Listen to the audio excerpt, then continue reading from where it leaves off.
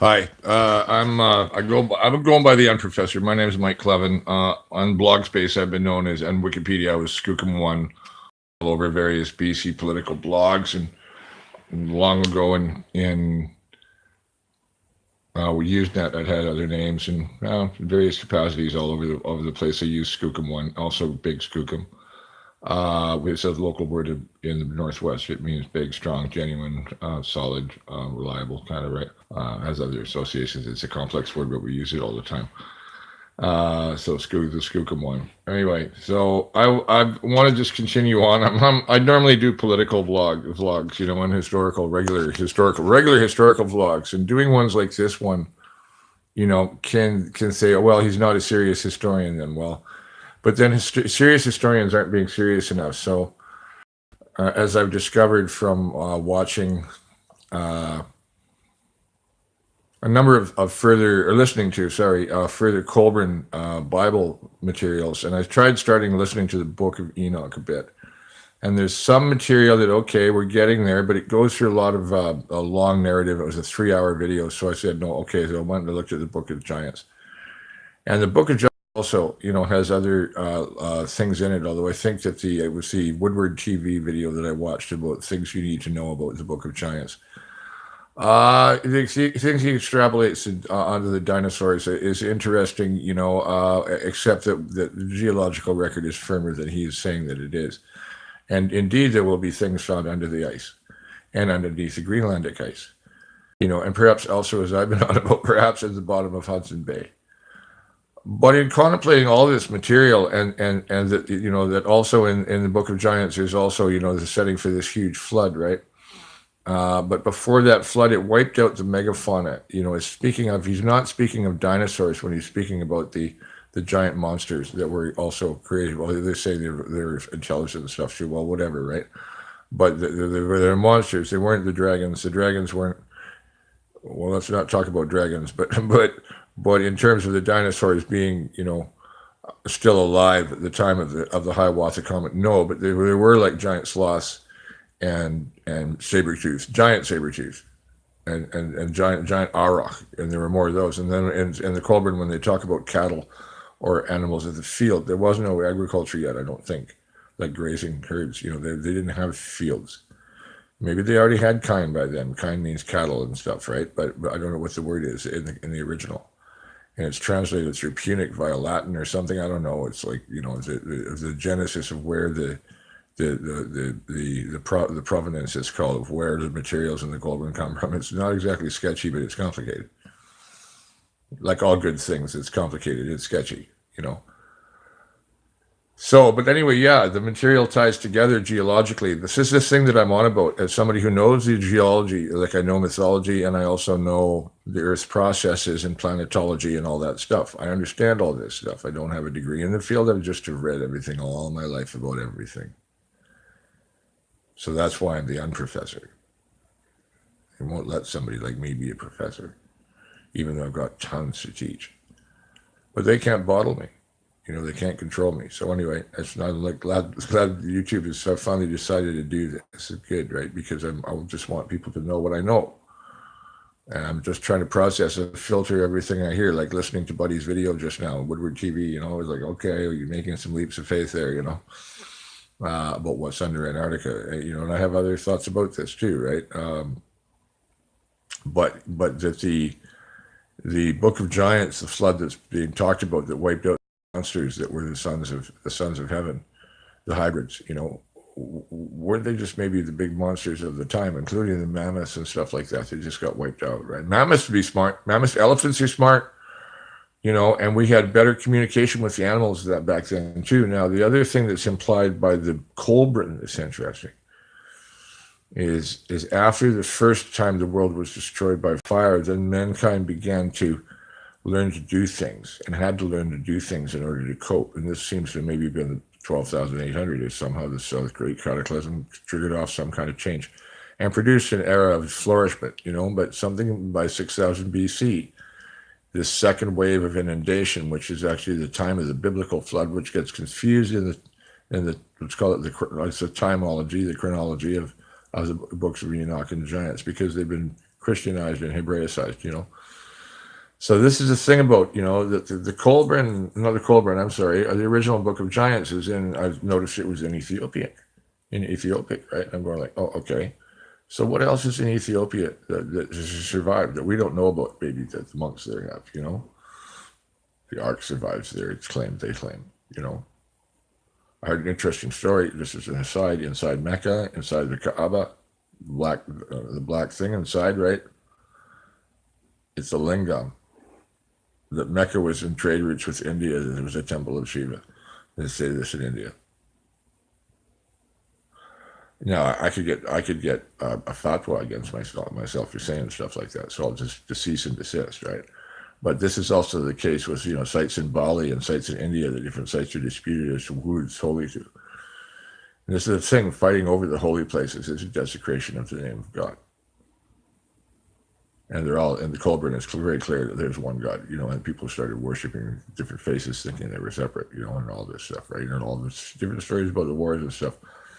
It doesn't fit what I thought about go back to Chepi about being a time of peace, and war didn't come along until there were cities and things to steal. But it's talking about, of course, after that devastation in 12,800 and the Great Fire, and when the sun finally came back out again, and life began to return to normal, but people were crazy. They came out of their holes and they just lived like animals and violent and stealing and, and stuff. But, they did finally develop, but then they flourished on all the lowlands, So I've mentioned before of,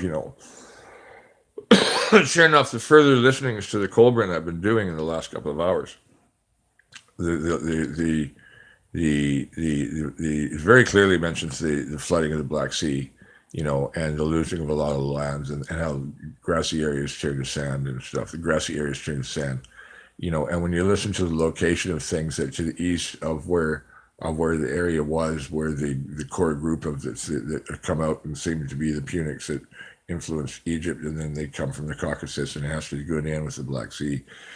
Okay, the east of that, of course, is Arabia. You see, that was grassland. Now, it's known to have been grassland, and the city of Ubar has been found. Obar, famous Opar, and there's a famous capital of the ancient kingdom that anteceded Axum. Axum used to have all of Arabia Felix. Also, Arabia Felix is that whole area. So, but when you consider that, we know that Dilmun was flooded. We know now the Black Sea was flooded. I've already said what's down there at that 200-meter level. See what I'm saying? Right? Where is that? What's down there? Around that 200-meter level, around the old shoreline. Okay, well, I'll go on about that because I mentioned it before. Same with the Mediterranean, same with the North Sea, Doggerland, Lyonesse. Where's my water? But consider this, it got me thinking, about everything, because I've been thinking like a Westerner all the time, right? Which you shouldn't do. Because in order to understand the world, you have to understand all of world history. That's what I've come to reckon with. So consider that if remember I mentioned Dilmun, we know about Dwarka, off of the Gulf of Cambay. I said it was south of Bombay. It's southeast of Bombay, quite a ways, south of the Gujarat, which is that kind of secondary lobe on India, southeast of Bombay. That's quite a large area, and then Dwarka is south of the city of Dwarka is off that, the modern city, but offshore, so many miles, 60 miles or something underwater, 200 meters is this big city. And there's other underwater ruins here there in the world about that level. And so where are they all? And it got me thinking. The Gulf of Siam and the lowland plain and where the Mekong went. Down to the 200-meter level of the old Mekong and to Chao Phraya and see what's there. It's all bathymetrics. I don't know if Google Earth can do sea bottom. I don't know. I'm going to have a look. Maybe it does. But it's got me curious, like I say, about the bottom of Hudson Bay. If there's like mounds, if there's like hills and things out there that look they might be, want to have to look at what they might be, I'm going to have to talk to the National Research Council quite seriously. And this is partly, I'm making this video partly when I decided to make this in the bathtub, listening to the Colburn. I got, I think it's book 2 of the Colburn. I've got to send it, and also book 4, I think it is, or 5, somewhere in there is a later book too, that deals with the details of the destroyer Also, the sky monster, it's called in another volume, and and it's the destruction in 12,800 of the comet or meteor, whatever it was. It made the Hiawatha impact, but also in it. Remember, I've been saying, if anybody was paying attention to my other earlier ones, that my other earlier vlogs, that there's a second thing in the sky that comes along, and it has a fiery tail and two horns, and it has a voice and a roar and stuff. And there is afterward, there's just a flood. The flood is most of the land. And the flood with most of the land is also mentioned in the Book of Giants, and most of the land and back. But there also would have been the tale I was listening to. I think it was in the Book of Giants. Maybe it was a part of the Colburn. That must have been the Colburn. But the people were on they were throwing themselves into the water to try and appease the gods, to try and get the waters to stop advancing. So, but when both 12,800, when the meteor hit, the Hiawatha meteor, I'm going to call it Hiawatha meteor. It sounds better. Hit whatever it was. Hit. Well, I guess we call it that. They must be calling that because it's got the magnetite at the center. Don't mind me, I'm just sorting my mind out as I talk. When it hit, there would have been, other than the vaporization of the ice cap, Laurentian Greenland ice cap, and the ensuing other disasters that came with it elsewhere, there would have been a splash wave. Oh, for sure, there would have been a splash wave. All around the Arctic Ocean, all around down into the Atlantic. The Pacific would have been protected from it, other than from the huge storms that were the fires mentioned, on the lower the Younger Dryas as fires, and then the Mammoth freeze.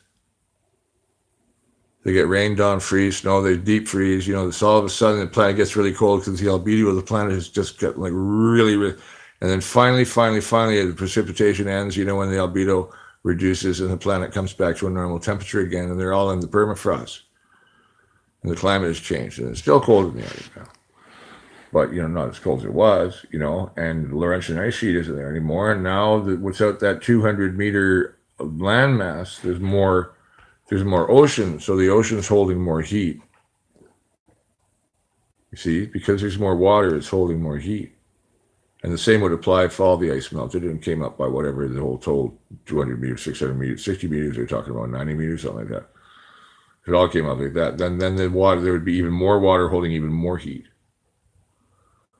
Anyways, but when it hit, I was saying that it didn't, something caused Lake Agassiz to form.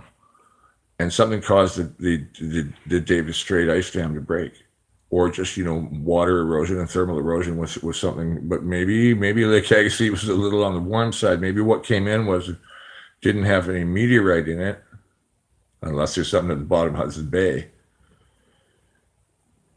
I'm not sorry for the big wide eyes, but I'm just trying to convey my speculation is wow, kind of you think about that for a second.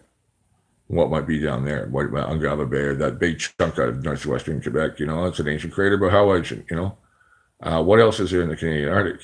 So what else happened? What caused Lake Agassiz to melt and then break Davis Lake? Now consider also the 200 meter rise globally of the planetary surface of the ocean.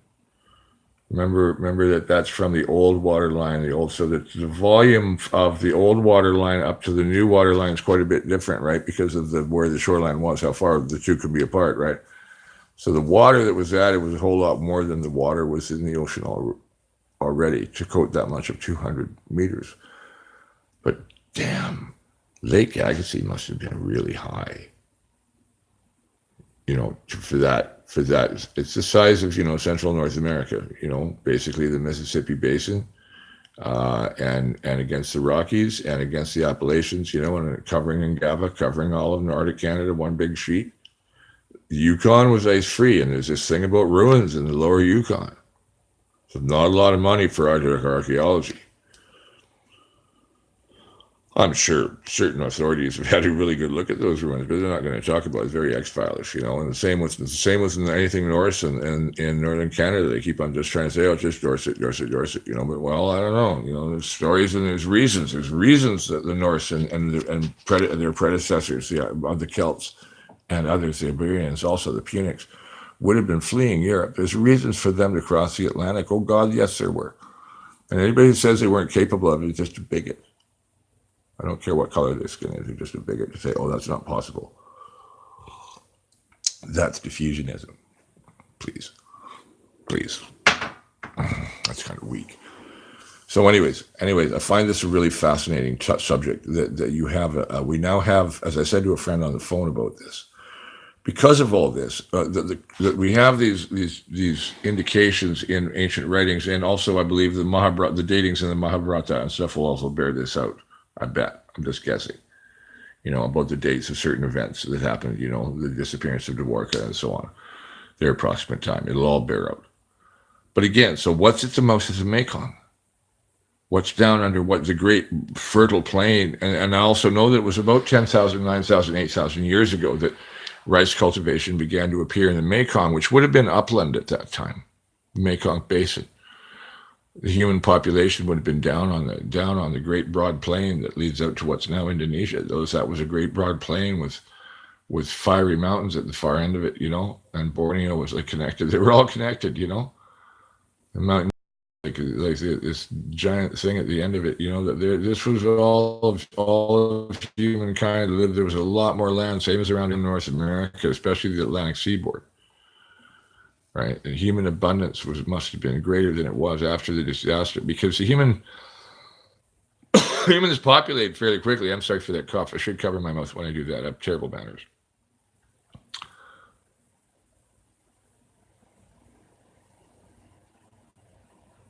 If you have that much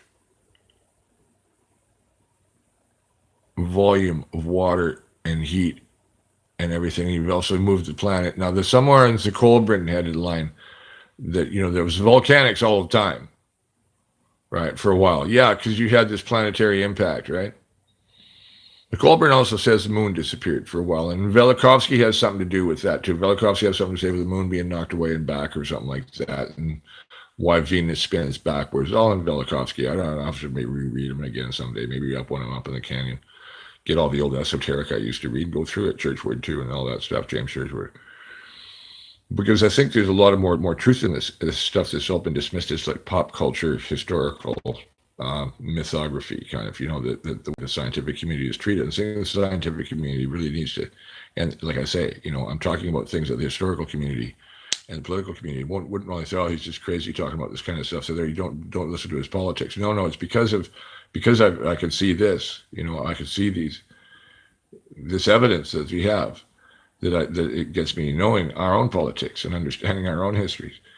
But this chronology is just really all making sense to me. The Hiawatha chronology, right? The 12,800 and then the 6,000 BC devastation, and now in the Colburn there's this backup for my idea that there's a second meteor.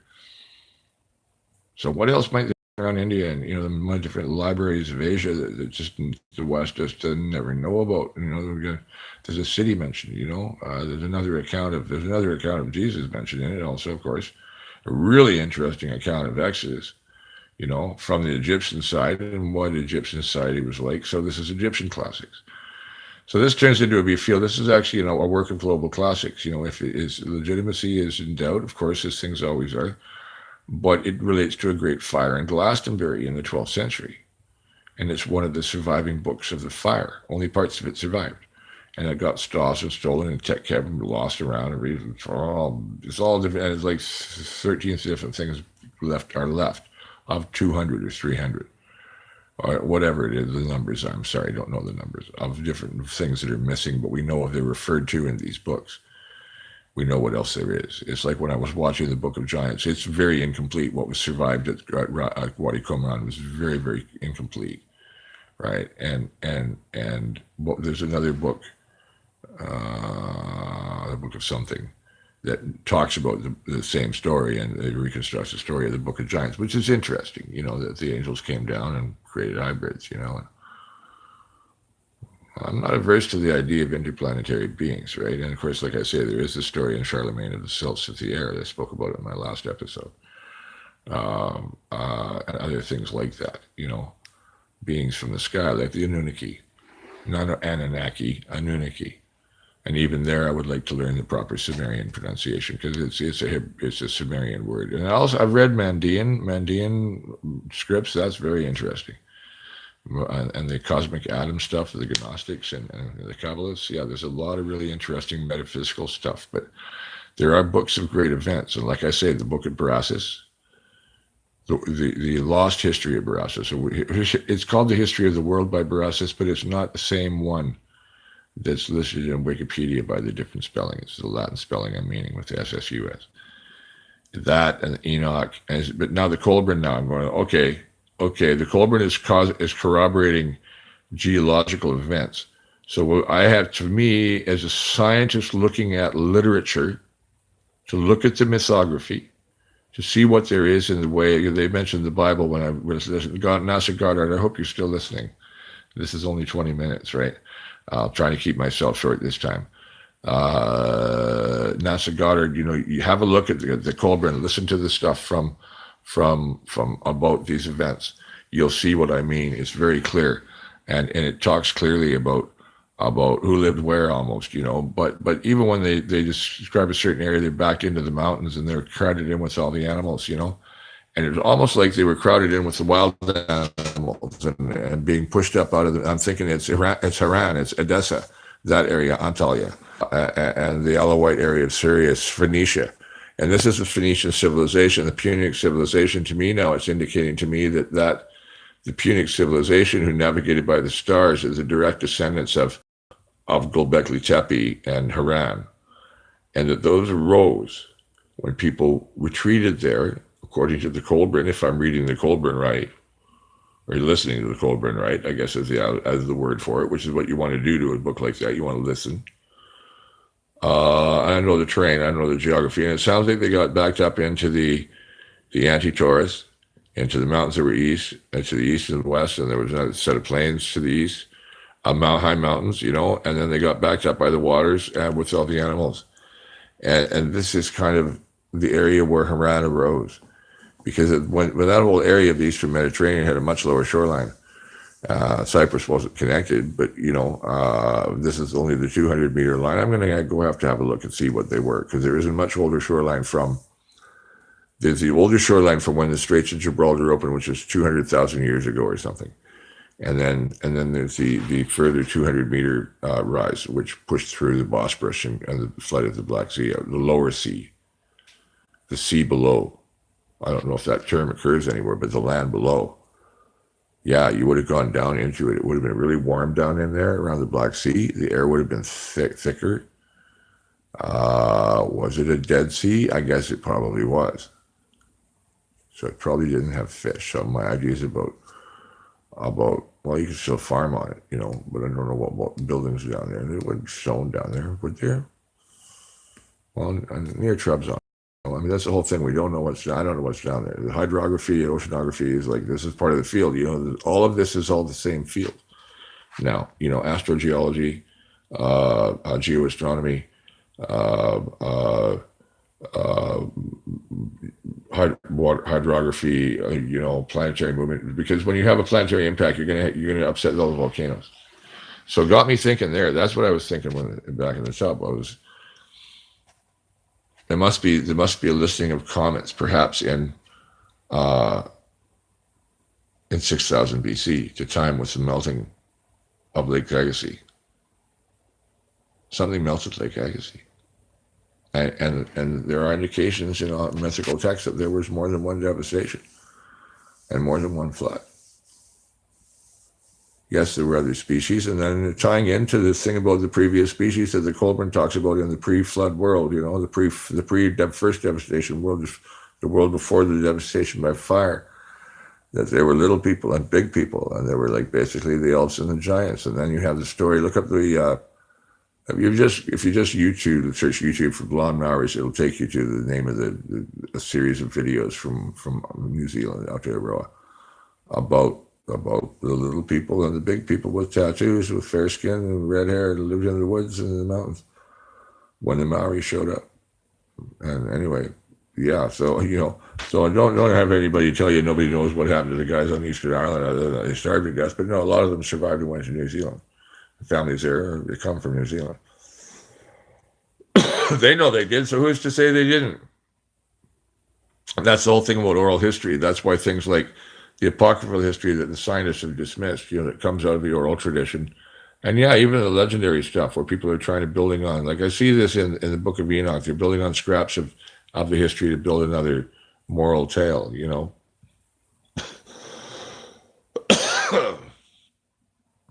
I'm gonna give myself a cough because of what I do too much of. Anyways, all very fascinating. I encourage you to go watch other videos. I did like the one I just watched, and I'm just saying to the guy if he does happen to watch mine, and buddy, the thing about the lizards, the big guys with the big teeth and the Brontos, and all those guys, right? Well, I can buy that. Like, I can't remember the guy's name. It got lost in the Amazon. Was looking for the legend of like a Bronto kind of Brontosaurus kind of creature down in there. I'm prepared to buy the survival of them and things like the Loch Ness Monster and stuff like that, Ogopogo, and Seton Lake, where I'm from. Oh, pardon me, Anderson Lake. Well, both of them. Although we have giant sturgeon too, but there's something else in those lakes, right? And there's a lot of lakes like that in British Columbia and around America, and Canada. Lots of fish in the sea, there's lots of fish in the lakes too, and some of them lakes are pretty damn big. And Seton Lake's very deep. But anyway, I remember having a book in Victoria that said that 75% of world sea serpent sightings were still along the northwest coast of British Columbia. And sure enough, the native lore is all full of all kinds of it, including the Seussiedel. But about the dinosaurs and the extinction event that my friend with the video on the Book of the Giants was talking about.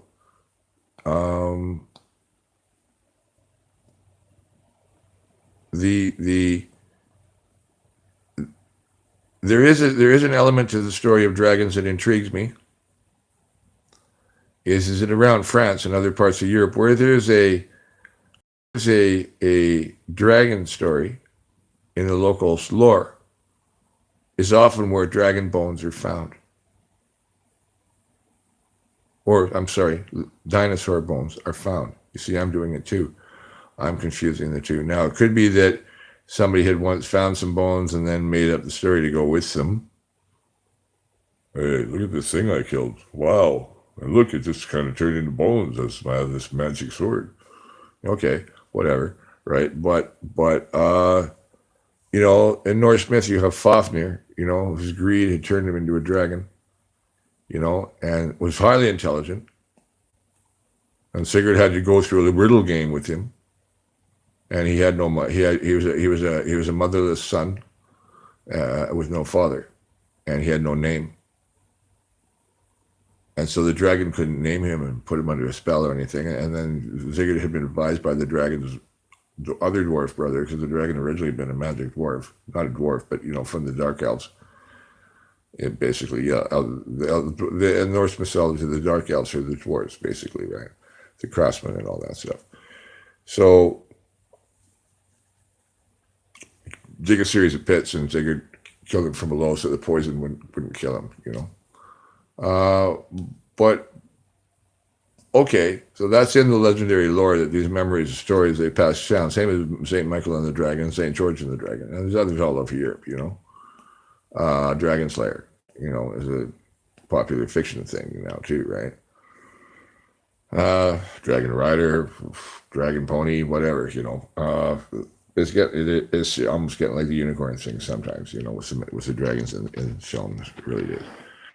But in the North thing they were in the days, but of how they relate to the Kolbrin and the monsters of the Book of Giants. It's all still, you got to filter everything and just look at the physical events being described, like the way the behavior of the sky, the events, what happened with animals, how people behaved. And sure enough, after the great, this is what I was saying about the Kolbrin did have this, about just after the Cataclysm of 12,800, people was like after the Black Death. You've had this massive cataclysm of event. You're glad to be alive. You're going to kill and fuck everything you see and eat and do whatever you want. You're so glad to be alive after all this, surviving all that. So it was like after the Black Death. Now, one of the things about this is if we've had that impact, and then there's other stories that indicate that there were other previous. We keep on thinking visitations from outer space. Yeah, well, sometimes maybe they were just impacts.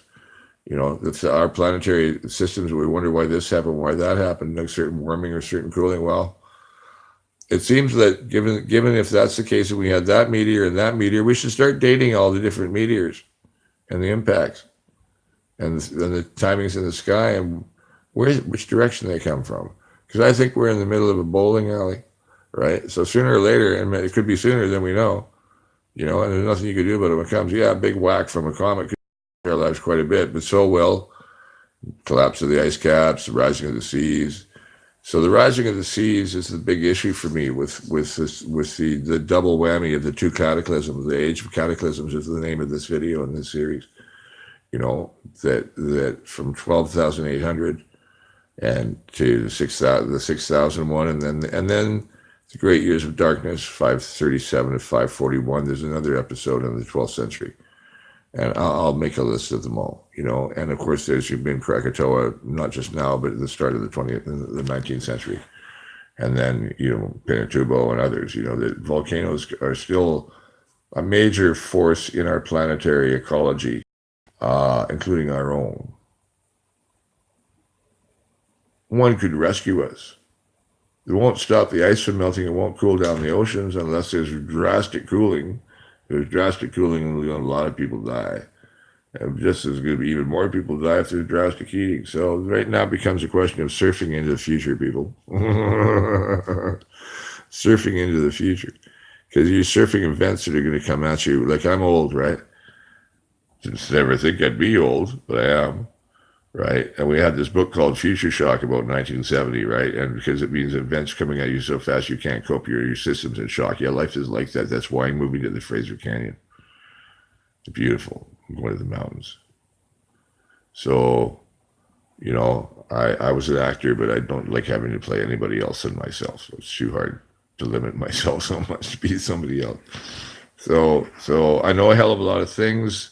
I've read everything, I watch everything, I listen to everything, I do consider everything. I have a Socratic mind, even though I didn't even know what that meant until long into my 20s. I met somebody that taught me a lot of things, books to read and ideas and stuff I'd never come across, but I was a mythologist and musician and historian already, Absorb when you're in musicology, you have to know both history and you also have to know culture and religion.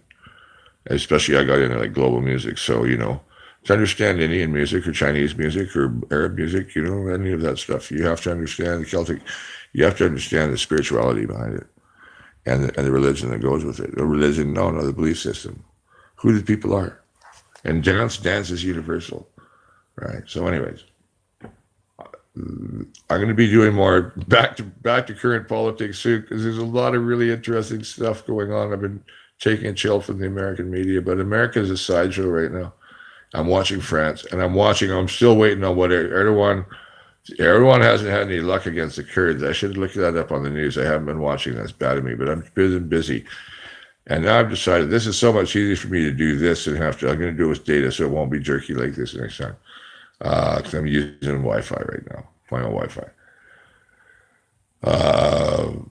But yeah, so this makes it a lot easier for me. But a lot of the videos I want to make will involve maps and images. And when I have a faster computer, I'll be able to have tabs open and be able to do like a narrated video where I see guys, have their camera set up to follow what's going on the screen. So I'll be doing that too, because there's maps, especially Northwest history, but also Canadian geopolitics and the location of many of the places I'm talking about and where the sea levels were. Like, I'd really like to work on maps and stuff like that. I'm also working on British Columbia history and as well as, trying to research all this, as well as trying to get some writing work done in other areas.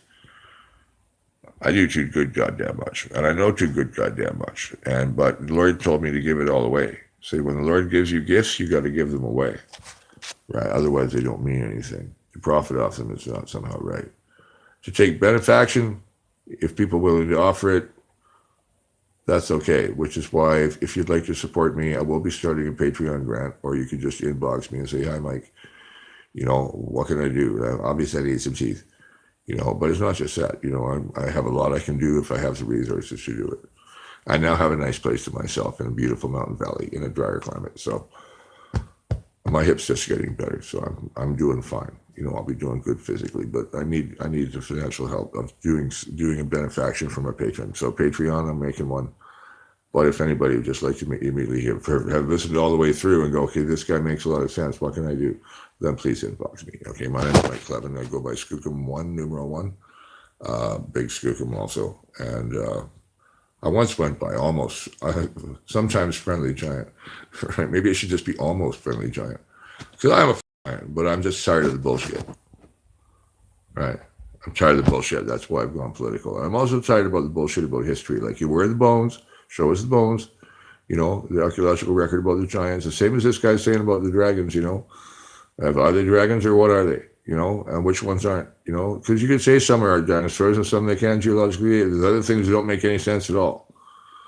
Like a humanoid footprint and a dinosaur track. They're supposed to be 20 million or 5 million years apart, and they're on the same rock.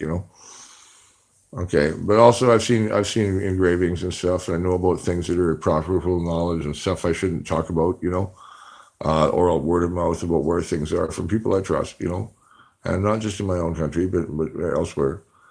Interesting things, but perhaps dangerous to talk about. And that's the nature of history. History can be dangerous to talk about. So I don't mind going public. You only live so long. I'm already at 36 minutes. I just can't shut up. Okay, so I'm going to go to bed. Or not go to bed. I'm going to go have my ice cream. Oh, yeah, I've got ice cream. So please, the Hiawatha and the idea of the second comet, give me your thoughts on that. And maybe some other astronomical information. Maybe you could tell me if there was a comet around 3000 BC, and have a look around for that thing about Jebel al-Lawz and the other account take it with the account of Exodus I just told about. Go look for that other account of where Mount Sinai is, and there's a certain other interpretations around. And then there's another thing that relates to this also. The little thing with the Hebrews being the Hyksos and coming back, but some of them went back to Mycenae and built the tombs at Mycenae. And this is all coming out now too, right? And this is all Thera, the eruption of Thera, and so was the Exodus. All the 7 plagues are connected to the eruption of Thera. So between volcanic events and stellar events, if that's the word, sidereal events, I don't know what's the term for astronomical bombardments. There must be a proper term for it, because they're not necessarily meteors sometimes. There's a lot of history that we just think with all these, we're trying to consider all our slow processes all our own. We forget that there are others that are planet altering, that are beyond our comprehension, including what happens when the more water there is. Like already the amount of water, I'm going to close this pretty quick, I'm going to get up. But the more water there is as the ice melts, has already happened, it's affected the rotation of the Earth by a certain degree because the movement of the tides is different, the mass of the water, the way it sloshes in the basins of the oceans. The volume's heavier, it changes the rotation and the speed of the Earth. So whatever the mass of it's all the mass that's currently locked in the ice. That's not just Greenland and Antarctica, but also the Kluane and Alaska ice fields and the boundary ranges and the coast mountains, some in the Himalayas, a few elsewhere, and some volcanic glaciers. They'll all be gone, except maybe some of the very high volcanic ones, and Everest and stuff. There'll be more water on the planet. It's going to affect the planet's rotation a lot. Also, the planet is heating up from the inside. There's things going on. There's an age of volcanism that's kind of rearing its head, and it's happened before. And our darling little Krakatoa was responsible, I think. There's another eruption around the same time, but 537 AD was the beginning of the Great Years of Darkness, which I believe to have been the Fimbulvetr, the 3-year winter that presaged Ragnarok, which puts Ragnarok dated in 541. So there's so much mythology that can be tied into truth if we just looked at it a little more abstractly, the chronology of events and how this fits that, this fits that, and how this fits that, and this fits that. And I'm a rational man. Some may not say so, but I do know a lot. And I see things kind of clearly, the logic of how they all fit, right? And Doggerland and Leoness, and they're all gone from 6000 BC, and that kind of fits the Hebrew chronology. It fits the Babylonian chronology, and that the raised in the sea there, the destruction of Dilmun under the waters of the Persian Gulf. So that would have changed the climate, would have affected Jiroft, which was 3,000 years older than Sumer, or 5 or something like that. No, 8,500 BC. When the high culture there was, I don't know, maybe it was 5, but there was the background of it was dated 8,500 BC. But I thought that was the main pyramid, their ziggurat. It's all been looted before the archaeologists got there. Older than the Indus, older than Sumer. And there's said to be other things even older still. And I would say probably even older still, or of the same vintage, beneath the waters, where civilization would have grown back, sheltered far from the ice in the warmth of the bottom of the Black Sea basin and the warm basin of the Mediterranean and its broad coastal plains and areas. You know, Libya would have had a lot more coastal plain, Palestine too. I don't know, haven't looked at the hydrography of the Mediterranean much. But, you know, it's Asia, off the Yellow River, you know, off the mouths of the Chinese rivers, you know. What was down there? You know, they say off Japan, you know, the one that's off Okinawa, I know that they think that is natural, that strange looking thing. But there is other things around in Japan that don't date to any kind of known purpose or anything, right? And who could have built them? And the skills to build them, the same with pre-dynastic Egypt, and I suspect what probably, if some of you start looking pre-dynastic Persia also, if we started looking, because remember it said in the Goldbrand that the Egyptians came from the Caucasus, and sure enough, there's stoneworks in the Caucasus that are like not just megalithic things, but really, really weird, deep diggings with straight sides and long corridors, or it's a deep shaft. It's in one of the New Earth videos, all one word, New Earth. And it's in, look out the Caucasus, and it's a deep megalithic structure. There's all kinds of things like that out there, you know? And science hasn't wanted to look because science doesn't want to talk about anything it can't rationally explain. Or a lot of them just have never had time to hear about it because they're all reading only papers in their own field and only talking to people in their own field. And so, but it's hard to get to them. Say, look, you guys, let me tell you about something here. Now, some of them, when you find them, well, I don't know, you know, maybe some of them find me. So I'm the professor. I'm Mike Clevin, Big Skookum, Skookum One. I got to sign off or I'll keep talking. You guys have a nice night, and I hope you enjoyed the video.